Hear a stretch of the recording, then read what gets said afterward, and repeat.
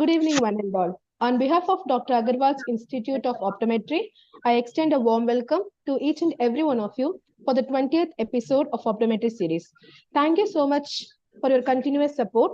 Here we are with the second part of Electrodiagnostics. Thank you so much for joining today also, Kiran ma'am and Aarti ma'am. It's pleasure having you both once again in this platform. Thank you so much, ma'am. I would like to welcome my teammates, Ms. Anshika ma'am and Ms. Meenakshi. Thank you, both of you, for your continuous support. So without further delay, let's quickly dive into today's session. So I would like to welcome Ms. Pratiksha, the MC for today, to introduce our moderators. Good evening, everyone. I'm Ms. Pratiksha from second year. With the success of part 1 of Electrodiagnostic, here we are with the part 2. I'd like to welcome our dearest moderator, Ms. Kiran Kumari ma'am and Ms. Aarti ma'am. Ms. Kiran Kumari ma'am completed her Masters in Optometry from Elite School of Optometry, having 25 years of experience in healthcare, academics and research area. Ma'am has worked as senior optometrist at Shankar Nethraya for 10 years and was heading a leading diagnostic eye center at Chennai for 10 years. Ma'am is currently working as a senior manager of clinical application for biomedics devices and Optotechnic Private Limited. She specializes in the field of diagnostics like the OCT, visual electrophysiology, and oculobiometry. Thank you so much for joining us today, ma'am. Ms. Aarti ma'am is working as an optometrist at Jawaharlal Institute of Postgraduate Medical Education and Research, Puducherry. She has completed her undergraduate degree from Institute of Ophthalmology, Joseph High Hospital, Trichy, fellowship in pediatric optometry and postgraduate degree at Elite School of Optometry. She was associated with the Medical Research Foundation, Shankar Nethraya, Chennai, as optometrist for the period of 6 years. As an optometrist, she has clinical experience of about 10 years in pediatric optometry and binocular vision. She has 3 years of experience in diagnostic techniques such as electrophysiology, OCT. She has about 7 years of technique experience. She has a scientific publication and co-authored a book chapter. Area of interest include optometry education, pediatric optometry, electrodiagnosis, CVI, and community optometry. Thank you so much for joining us today, ma'am. The speaker for today is Ms. Lathika. She is a second year student at Dr. Agarwal's Institute of Optometry. Now I request Ms. Lathika to start her presentation.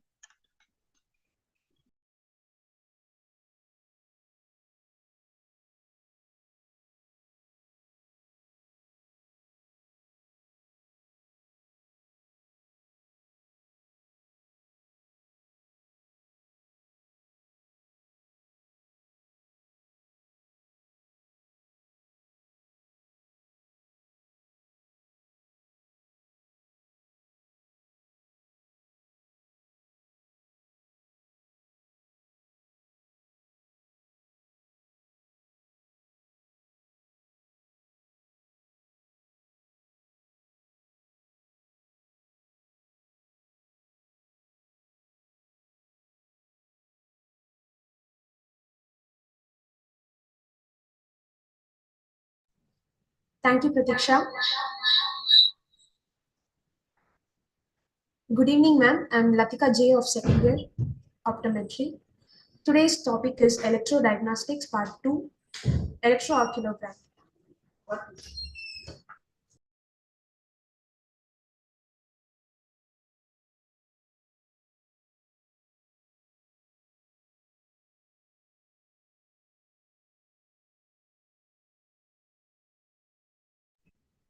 This is a small recap of Part 1 session. Electrodiagnostics gives us an objective method, retinal functioning, ERG.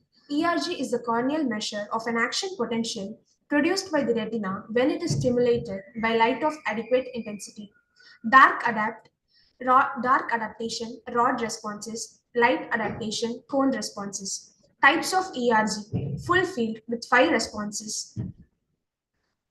MF electroretinogram, small wavelets. Pattern ERG, macular and ganglion info with checkerboards.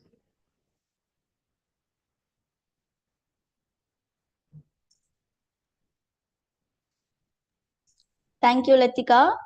we had a small recap, ma'am. We saw about the various VEP and ERG functions before, and you told about the interactions of VEP. Now I would request Kiran ma'am to start with the presentation on ERG, ma'am. Okay, I think she has, yeah. I'll try to share my presentation now. Am I audible? Yeah, ma'am, you're audible. Are my slides visible? Yes, ma'am. Thank you for the invite. Very happy to be here today too. So today we are going to be discussing about the indications of some indications for ERG and some case reports. As we all saw that how do we do ERG, what are the machines we use to do the ERG, and is my slide changing? Not yet. Yes, ma'am. Yeah. So the common indications for ERG can be divided into three types. Okay, you can have a photoreceptor dysfunction, you can have the diseases of the inner retina or the diseases of the macula. So why do we separate it like this is because the presentation which they will be presenting on the ERG responses will vary depending on whether the pathology is in the photoreceptor layer or in the inner retinal layer or at the macula. Okay, so it's easy to divide as the pathologies as photoreceptor pathology is the photoreceptor at defect or the pathologies at the inner retinal layer. So the common photoreceptors dysfunction diseases are retinitis pigmentosa, cone dystrophy, cone rod dystrophy, Leber's congenital amaurosis. And when you talk about the inner retinal disease, that is about the Mueller cells and the bipolar cells. The common diseases would be congenital stationary night blindness, retinal vein occlusions, retinal artery occlusions, ophthalmic artery occlusions, and cancer-associated retinopathy. And when I say macular dystrophies, it could be Stargardt disease, fundus flabby maculitis, or Bell's disease, or pattern dystrophies, or drug toxicities.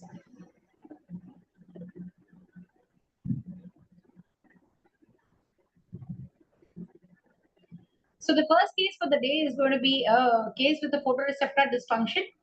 So it's a case of retinitis pigmentosa. Here the patient came with a history of, it's a 14-year-old female complaining of peripheral vision changes and defective vision.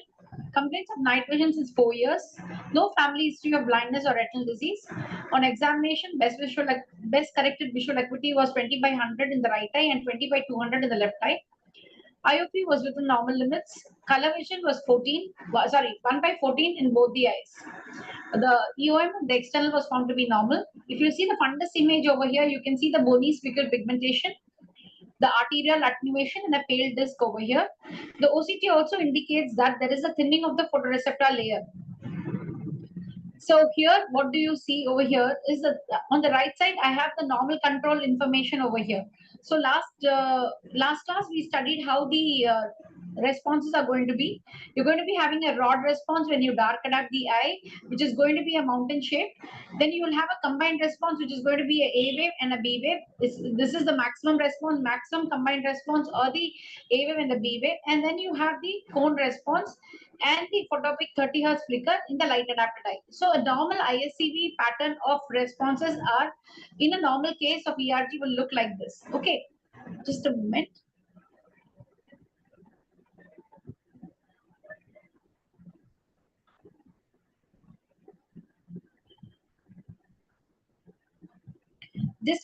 Has my slide changed? Yes, ma'am. Yeah, so this is just a recap where the ISCV protocol of the full-field ERG says that when you dark adapt the patient for 20 minutes and you start the examination, first you get the rod responses with a dim illumination of the light, then you increase the intensity of the light and do a maximum combined response, oscillatory potentials, and a strong flash is used to generate a maximum combined response again. Then you light adapt the patient for 10 minutes and then you have the cone responses, and then you show a very fast flickering light to stimulate only cones and you get the 30 Hz flicker. Okay, I will not go into details of this because we know this is how the pattern of the ERG is. In ERG of an ISCV looks like when you're discussing about the full field ERG. So here it's very important that all the measurements which you do in the clinic should be compared with the normative reference values. Okay, small amplitudes indicate reduced functioning of the cells or cell death itself. And if there is a delay in the peak time or the broad cells like information is seen, that means the cells are dysfunctional or sick. Okay, so the two important wave analysis which you will be doing over here in ERG would be the implicit times and amplitude. Okay, the amplitudes are important and they are the maximum light induced electrical responses, and the implicit time is the time needed for the electrical response to reach the maximum amplitude. We quickly go back into the disease part of it. So when I'm saying there is a photoreceptor dysfunction in a patient with retinitis pigmentosa, so what I and a normal ERG looks like this. What do I get from this patient's response after doing the ERG is a non-recordable response. Okay, so you have a wave pattern like this, which is extinguished or non-recordable. That's because the photoreceptors, the rods and cones are being diffusely affected. We are getting a non-recordable responses. Okay, sometimes you get non-recordable responses in different kinds of RP also. Your retinitis pigmentosa can be genetically autosomal recessive or autosomal dominant, or it can be X-linked also. Usually the patient complains night blindness, comes with a complaint of night blindness and has a progressive vision loss. When you do a fields, you can find a central island of vision, or you can have a reduced concentric reduction of the visual field also. And again, the fundus picture can be variable. So the most common response on the ERG would be non-recordable dark adapted response, non-recordable maximum combined response, oscillatory potentials are also knocked off. Then you will light adapt and do a photopic response also, it is extinguished. Okay, so that's how in a patient with retinitis pigmentosa the ERG is. That indicates that the complete the rods and the cones are affected, and there is a big photoreceptor or I should say diffuse photoreceptor dysfunctioning happening. The second disease which we'll be discussing today is a cone dystrophy. Okay, so here in this fundus image, you can see how the fundus is. You can see a bullseye maculopathy over here. This is a patient who's 35 years old male with a vision of 3/60, color vision 1/16, both the eyes. He complains of defective vision more in daytime compared to night. Okay, when you come to the ERG, you see here, as I told you, this is a normal ERG over here on the left side, and this is the patient's reports. Okay, so here the rod responses are found to be normal. The combined responses are also found to be normal. You have a very good A wave and a B wave. The oscillatory potentials are present. And the bright flash ERG also is maximum combined response from the cones is also good. And 30 hertz flicker and cone information is also good. But when you compare it with the patient's response, let's see what happens. Comparing to the patient's response, the rod responses are okay. They are normal. Combined response and maximum combined response are also not affected so much. But when you look into the photopic light adapted 3 ERG and 30 hertz flicker, it is a non-recordable response. So this gives us an indication that there is a cone problem in this patient, and there is completely non-recordable responses seen in the cone, the light adapted flash and the 30 hertz. The next disease in which the photoreceptor dysfunction is affected is a cone rod dystrophy. This is a 27-year-old male. The defective vision at day and night, vision of 3/60 in both the eyes, color vision 1/21 in both the eyes. And on the right side, you have this normal ERG pattern of your rod, combined response, your oscillatory potential, the 30 hertz cone response, and the 30 hertz flicker. But here in the patient's report, you can see that the rod responses are reduced. The combined responses for the A wave and the B wave are reduced, and there is a delay in the implicit time. Oscillatory potentials are also reduced, and the cone responses are nearly absent or non-recordable. Okay, so this indicates that the patient's cone is more affected compared to the rod, and you're still able to record some responses from the rod. So you can have a presentation like this on the ERG for a cone rod dystrophy patient. Are my slides changing? Hello, are my slides changing? Yes, ma'am. Okay, So to sum up, in the photoreceptor dysfunction, you can have a patient, you can see how the ERG will look like. I've just combined all the reports over here. In a patient with cone rod dystrophy, as I just mentioned, the rod response was reduced. The combined response also was reduced. The cone response was more effective. Okay. In the rod cone dystrophy, the rod responses can be nearly non-recordable, and the cone responses, slight cone responses can be present. Okay. So in macular dystrophy, because only the 10% of the macula is affected, you can have a near normal or near normal ERG there. So we need to do another test called the multifocal ERG to understand how much of the macular function is affected.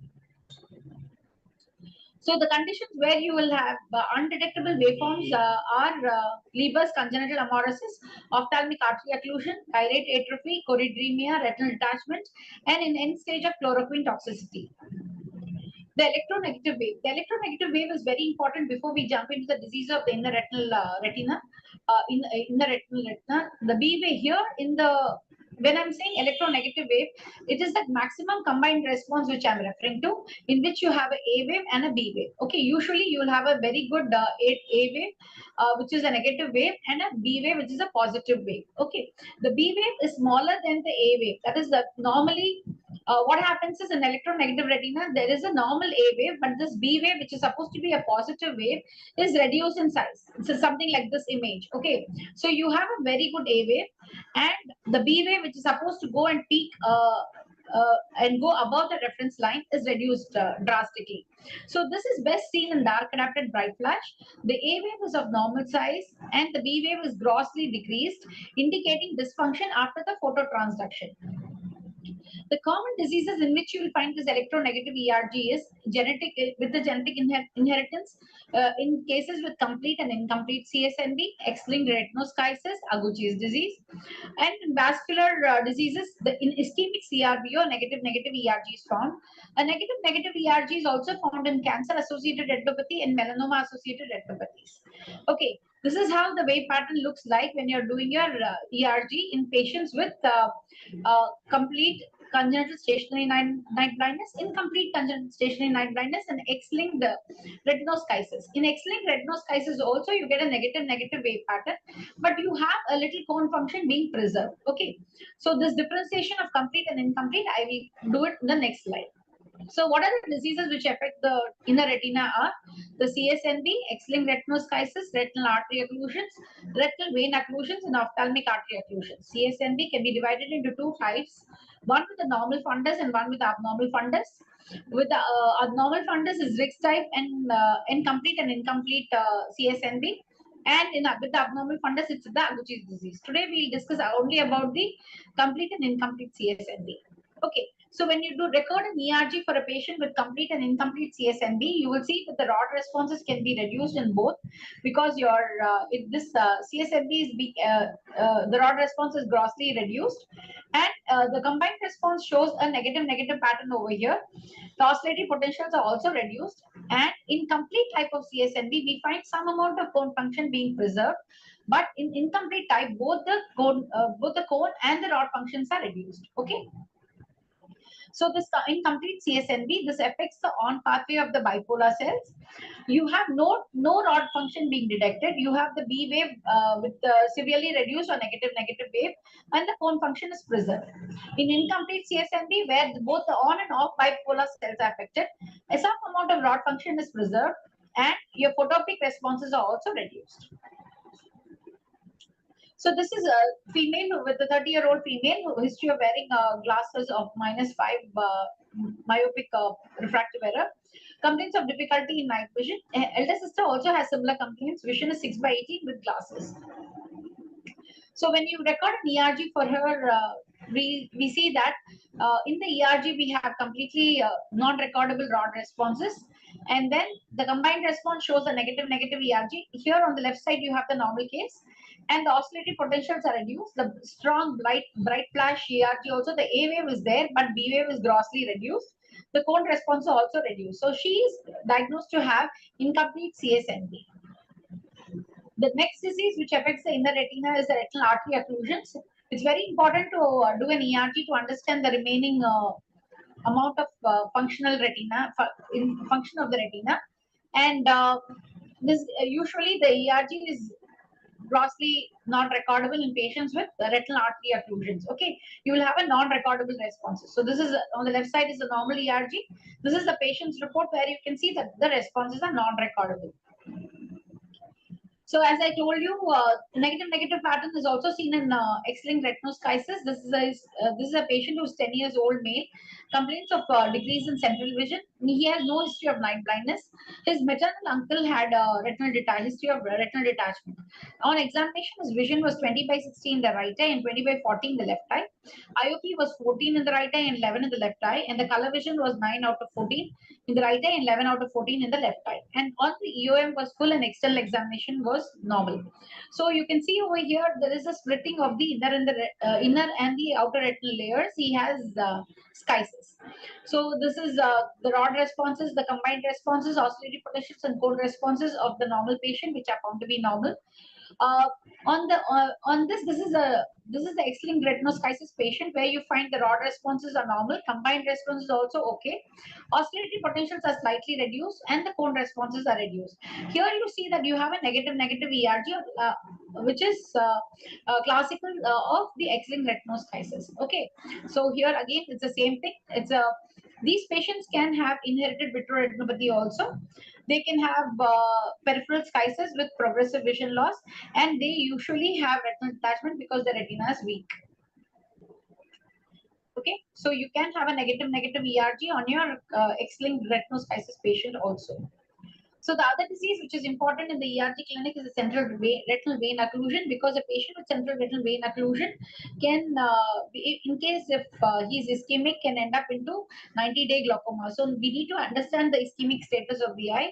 So this is a 55-year-old male who had come to the clinic with a sudden paleness, defective vision since 1 month.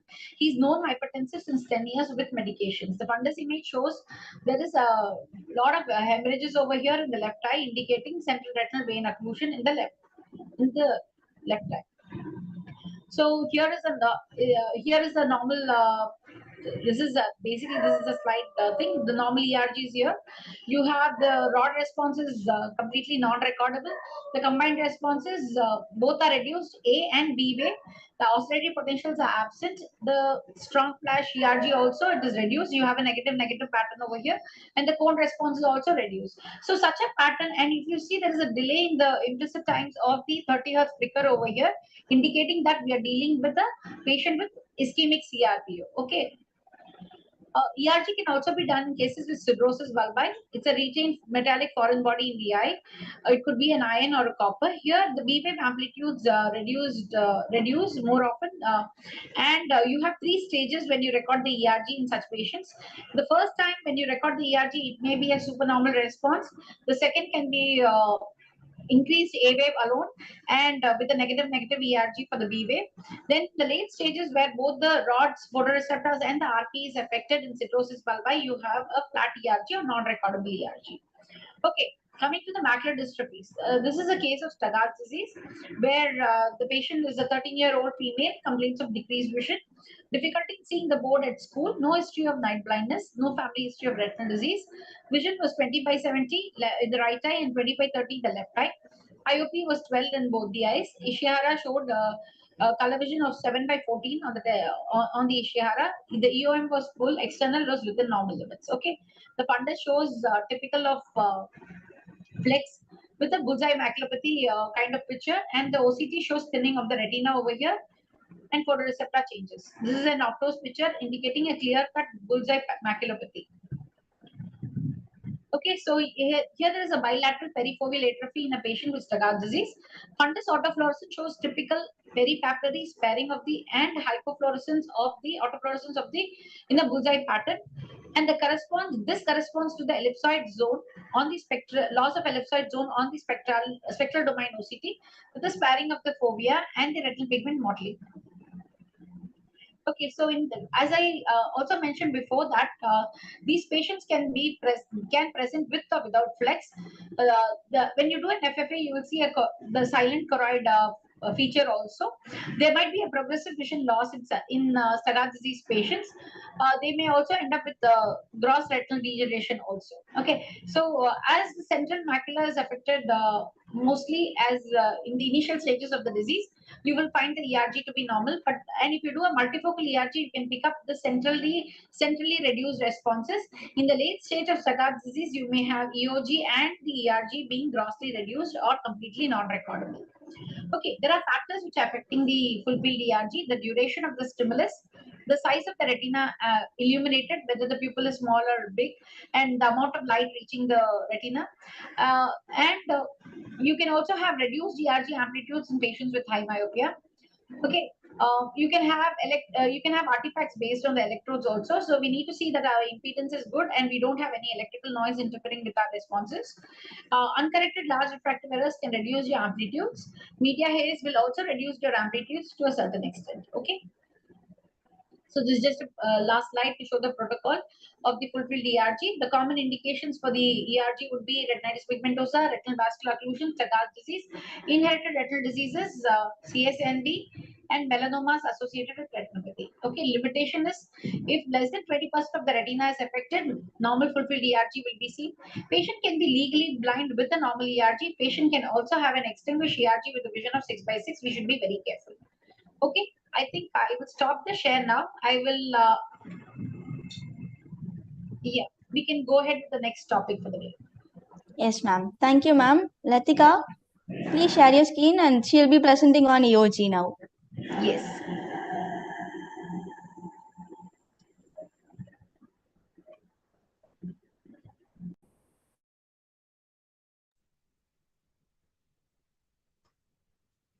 Electrooculogram. Electrooculogram is an electrophysiological test of function of outer retina and RPE in which the changes in the electrical potential between cornea and fundus is recorded in successive dark and light adaptation. It is based on the measurement of resting potential of the eye, which exists between the cornea and back of the retina during fully dark adapted and fully light adapted conditions, following long duration exposure to bright light. Electrophysiological basis of EOG. The human retina consists of an electrically charged nervous membrane, the outer layers of which electronegative and inner layers electropositive. The internal electropositivity is transmitted to the cornea, while the outer negativity is transmitted to the periocular tissue. A potential difference of 2 to 10 millivolt is recorded by a millivolt meter connected to two electrodes. This is absolutely constant in the resting state and has been known by several names such as retinal resting potential, steady potential, static potential, dark potential, or the corneofundal potential. Principle of EOG. The difference of electrical potential of the anterior and posterior part of the eyeball is called the standing potential. Standing potential indirectly measures the transepithelium potential of the retinal pigment epithelium. The standing potential may be determined in two ways. EOG, which determines function of outer retina, and RPE. The role of bestrophin of endoplasmic reticulum and L-type calcium channel of basolateral membrane is crucial. Fast oscillations. It is an optional additional test performed using alternate 1-minute dark and light periods. Components of EOG. EOG responses has two components, dark trough, light peak. Dark trough. Although its exact origin is not clearly understood, the light insensitive component accounts for the dark trough and is dependent on the integrity of the retinal pigment epithelium. The light sensitive component is the slow light rise of the EOG and is generated by the depolarization of the basal membrane of the retinal pigment epithelium. Technique of recording. Prerequisites, electrodes, patient's position and fixation, stimulus light recording are the techniques of recording electrooculogram. Electrode placement. The eyes are dilated. Skin electrodes are attached near the lateral and medial canthus of each eye. Ground electrode is attached usually to either of the forehead or earlobe. Patient's position and fixation. The screen in front of the patient has a small red fixation light that are placed 30 degrees apart. The patient should be light adapted, such as in a well illuminated room and eyes dilated. Central light serves for central fixation, and the two side lights serve as the right and left fixation lights. Chin rest can reduce head movement. Procedure for electrocardiogram. Dilate before the test. Place the electrodes. Position on a comfortable head or chin rest. Two red fixation lights of 15 degrees left and right of center are placed. The fixation lights should be bright when the light adapting background is on and as dim as practical in the dark. The test subject should be in stable indoor lighting for as long as possible before the test and should not be exposed to any large changes in lighting during this period, such as indirect ophthalmoscopy. Instruction: when lights change, move eyes in single sweep to next one. Do not turn head or do not anticipate the changes. After light adaptation, all lights are extinguished except for fixation lights, and responses are recorded for 15 minutes under dark adapted conditions. Dark phase. In total darkness for 15 minutes except for the dim fixation lights. Alternate the fixation lights every 1 second to 10 seconds for every 1 minute and record the resulting electrooculogram potentials. Light phase. Illuminate the Gansfield background light of 100 photopic candela per meter slowly. Continue recording every 1 minute as above. Keep the test subject forward in the stimulator bowl for the whole time and with eyes open. This completes the procedure of EOG. Recording. According to the 2017 ISCEV standards, the report of EOG should include light peak with dark trough ratio, amplitude of dark trough, time from the start of light phase to light peak when present, type of adapting light source, pupil size, difficulties or deviation from protocol, including patient compliance, inconsistent eye movements. Measurement and interpretation of results. The resting potential of the eye progressively decreases during dark adaptation, reaching to dark trough in approximately 8 to 12 minutes, which is level of minimal height of the potential in the dark. With subsequent light adaptation, the amplitude starts rising and reaches to light peak in approximately 6 to 9 minutes, level of maximal height of the potential in light. Results of EOG are then interpreted by finding out the Arden ratio. Arden ratio is defined as maximum height of the light peak by minimum height of the dark trough into 100. Findings. Normal light rise ratio values are 185 or above. Subnormal or borderline values are between 185 and 165. Abnormal values are below 165. Clinical applications. Similar to ERG, the EOG is an overall mass response and therefore is not affected by localized lesions of the sensory retina or retinal pigment epithelium. Since the EOG reflects the presynaptic functions of the retina, any disease that interferes with functional interplay between the retinal pigment epithelium and photoreceptors will produce an abnormal or absent light rise. Thus, EOG is affected in diseases such as retinitis pigmentosa and other hereditary degenerations, vitamin A deficiency, retinal detachment, toxic retinopathies, and retinal vascular occlusions.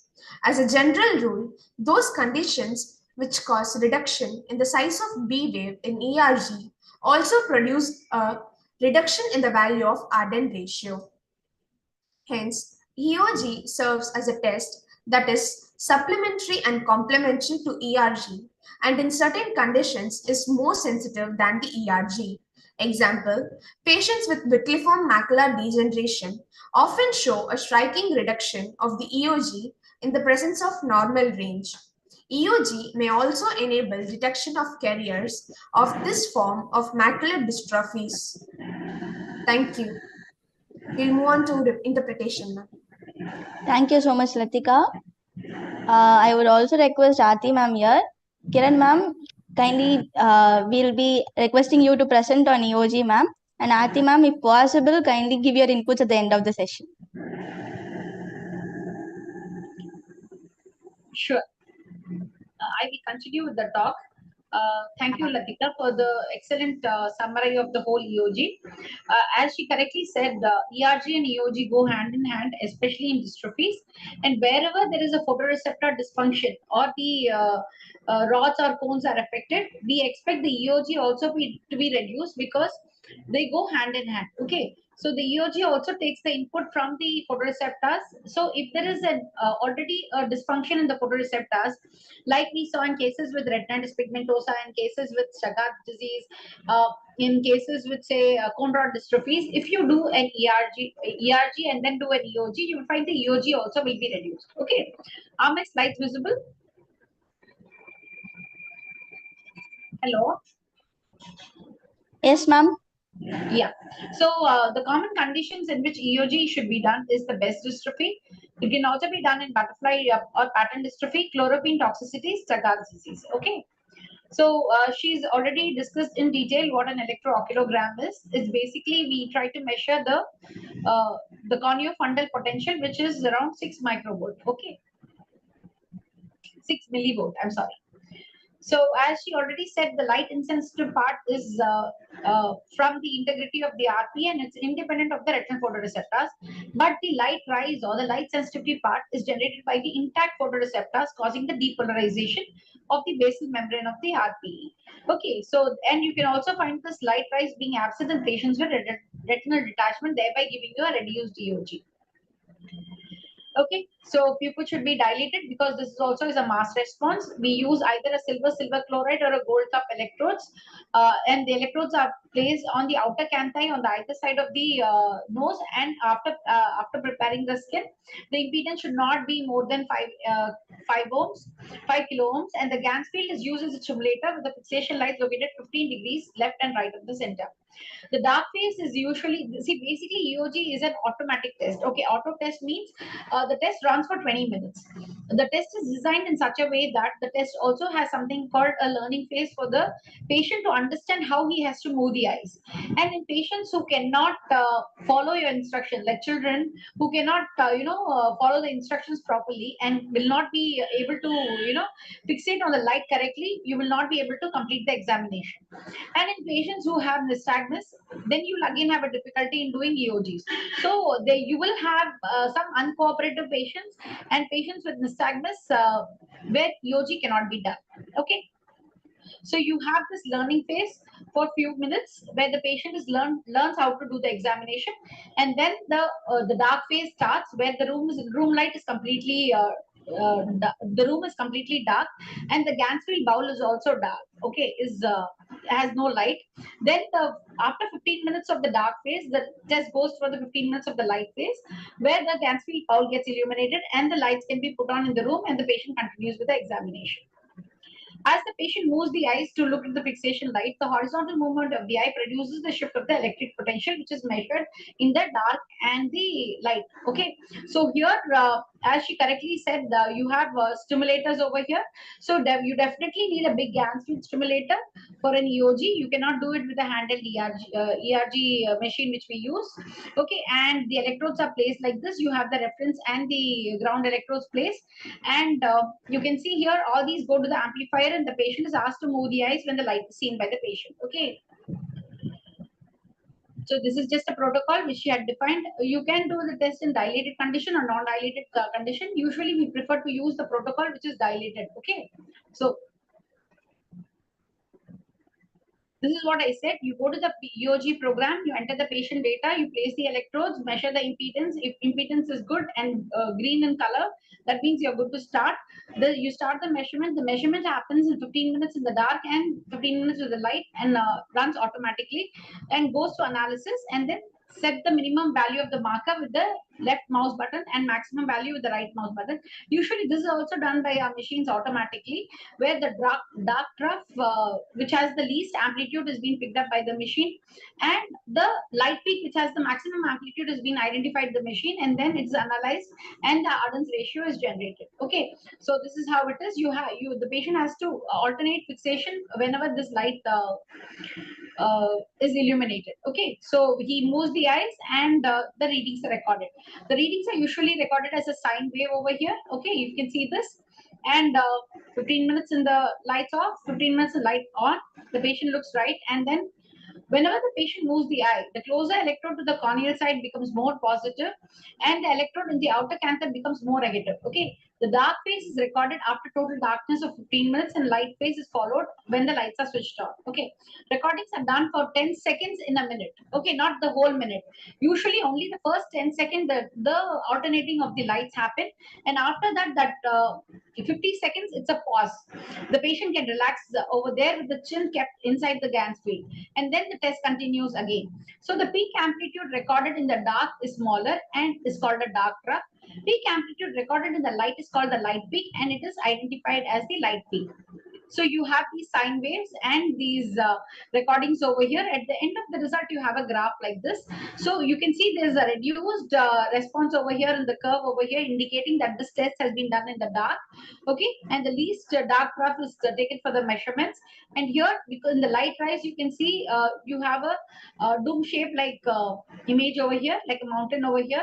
And the maximum amplitude of the light peak is selected over here. The light peak by dark graph into 100 will give you the Ardens ratio. Normal Ardens ratio, as she mentioned, it is 1.8. So this is how a normal EOG looks like. Okay, it's a microvolt. The EOG amplitude should be measured in microvolts after removing the artifacts. Ardens ratio is calculated as the ratio between the light peak and a dark trough. Reporting should include Ardens ratio, dark trough amplitude, and time taken for the light peak, pupil size, and the type of light adapting source used. Okay, Ardens ratio less than 1.8 are abnormal, and greater than 1.8 are considered to be normal.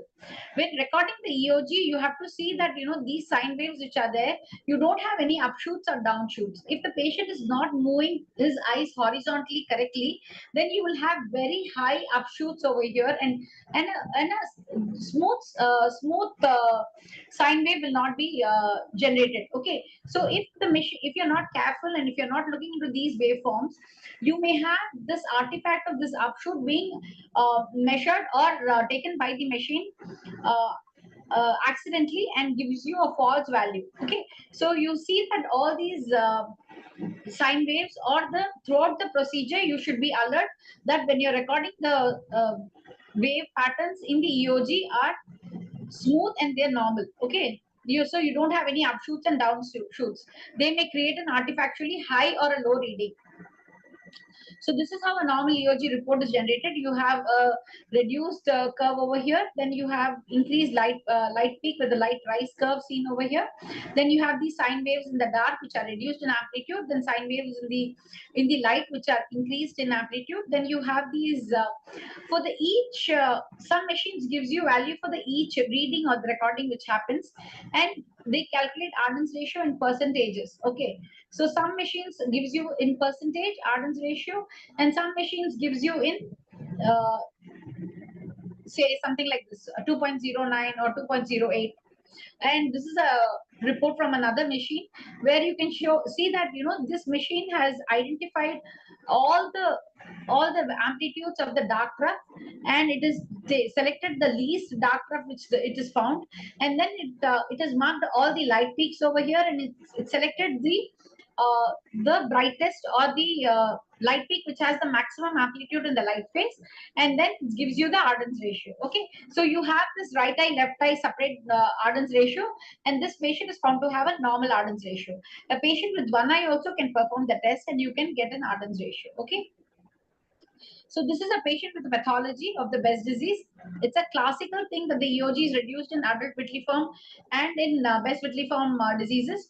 So for the diagnostic purpose or confirmatory purposes in Best disease especially, we do an EOG to find out if the Ardens ratio is decreased. So in the dark graph, you can see it is reduced, and there is not much of an increase in the light rise also.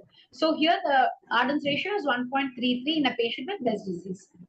So as she already said, you can have the ERG and EOG as their mass responses. You will have reduced responses wherever the RP and the photoreceptor complex are affected. Okay, so EOG is also affected in photoreceptor layer disorders such as Stargardt's disease, retinitis pigmentosa, cone dystrophy, and cone rod dystrophy. EOG is usually normal in cases with CSND and is a very useful finding to differentiate from the other progressive disorders causing night blindnesses. Okay, so this is the summary of the test. The common indications of the test would be Best vitelliform macular dystrophy, autosomal recessive. 1 minute. Best retinopathies, azure. Okay, so it looks at the layer of the RP layer. Again, to finally, EOG indications, Best dystrophy, butterfly dystrophy, chloroquine toxicity, Stargardt's dystrophy. Thank you all for your patience, time, listening, and time. I stop my share here. Any questions are welcome. Thank you so much, ma'am. It was an elaborate presentation on ERG and EOG. And I would request Aarti ma'am to share some inputs, ma'am.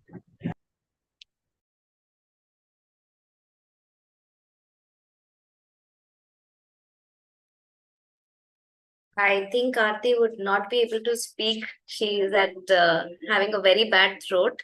So maybe Meenakshi, we can go ahead with the questions. Yeah, ma'am. I'll check just a minute.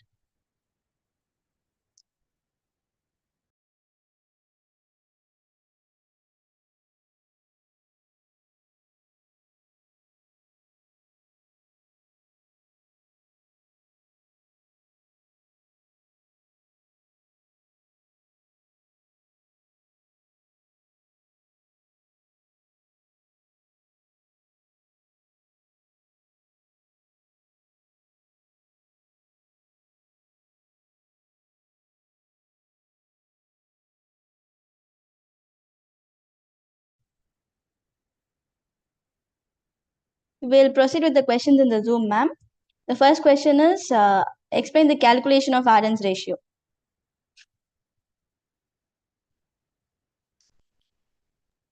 Ma'am, you're on mute, ma'am. Yeah. Now, am I audible? Yes, yes. So basically, as I told you, the EOG test is completely automatic, and you have the algorithm or the software capable of identifying the darkest or the low trough.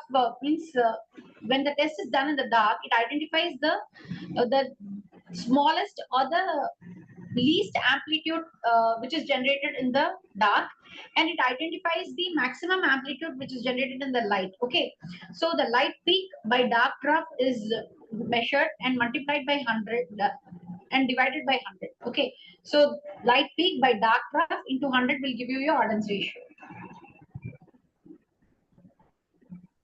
Thank you, ma'am.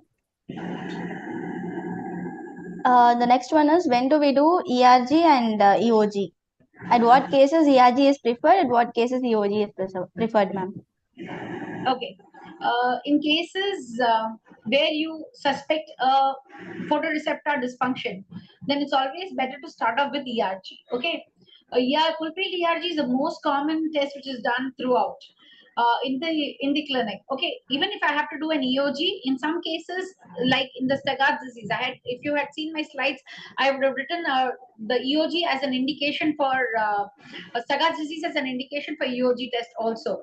Okay, so in cases in Stargardt's disease where you have when you do an ERG and you record the ERG as normal also, you still want to do an EOG because you want to understand the RPE functions. So in conditions where you want to know the photoreceptor function, the middle retinal layer function, and the mass retinal function, you do an ERG. Okay, in conditions where you want to understand the RPE function, you do an EOG. Okay. Thank you, ma'am. Next one is, can we use ERG and EOG in diagnosis of diseases? In prognosis of diseases. That's very difficult. Yeah, actually, it can be ERG can be used. That's how it is very effective in understanding the electronegative wave patterns generated in congenital stationary night blindness and in retinitis pigmentosa. Okay, so what happens in congenital stationary night blindness is the patient comes with a history of night blindness, but that kind of night blindness is stationary. Okay, it does not progress. But in patients with retinitis pigmentosa, it's a progressive vision loss with a progressive night vision loss also. So to understand how the visual prognosis is going to be and how we are going to be counseling the patient, it is important to do an ERG and find out if you have a non-recordable waveforms like how I showed you for the RPE, or you have an electronegative waveforms like how you have seen in CSNB, to differentiate both these diseases and inform and do a proper counseling for the patient. Okay. Thank you, ma'am. Next question is, do we have any newer methods for recording these values, ma'am? Which values? Any newer methods or advancements in ERG, EVP, EOG for recording these values? Okay, see, what we have just discussed over here from past two classes is just a very small area of electrophysiology. Okay, under ERGs, you have multiple ERGs which are there, which we are not discussed in the classes. The ERG, you can have 4 to 5 types of ERGs. By changing the stimulus of the ERG, you can have an multifocal ERG where the pattern hexagons are shown. Then you can have a pattern ERG where the checkerboard patterns are shown. You can have a S-cone ERG, you can have a photonegative ERG, and you can have an on-off ERG. So many types of ERGs are there. Let's not go into it, but you have different types of ERG which help you to identify and confirm your disease diagnosis. And in VEP, you have flash VEP, pattern VEP, and multifocal VEP. EOG, it's only one test, okay? Any other new examinations, you have dark adaptometry which comes with along with the machines. So these machines, when you buy an electrophysiological system, you can also do a dark adaptometry test in these patients to identify how much of delay in dark adaptation is there. So if you're doing a clinical research and things like that, you may need these values to with your ERG reports to understand what next has to be done, or does the patient really have say congenital stationary night blindness, or he has retinitis pigmentosa. So depending on the pathology of the patient, these values of the dark adaptometry may vary. Thank you, ma'am. The next question is, how long the test procedure takes time? For ERG, initially you need to dilate the patient. Once you dilate the patient, you dark adapt the patient for half an hour. Then, as you already prepared the patient, you would have attached your electrodes. Then you go ahead with the protocol. The protocol runs for 10 minutes. Okay, then you again light adapt the patient, and then go ahead and do the 30th flicker and the single flash cone responses. So the overall procedure takes around 45 minutes if the patient is dilated. Thank you, ma'am. Students, any other questions? If you have, please post it in the chat box.